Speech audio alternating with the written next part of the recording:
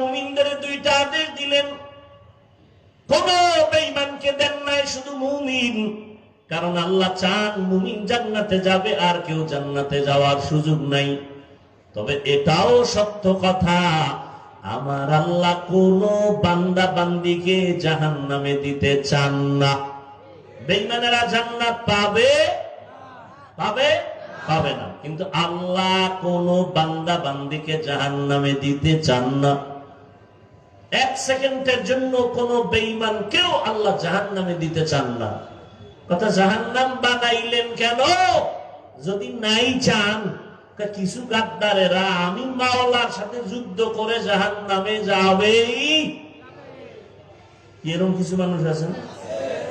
আমাদের মুসলমানের মধ্যেও তো আছে, হাসতে হাসতে বলে সবাই যদি জান্নাতে যায় জাহান্নামে যাবে কে?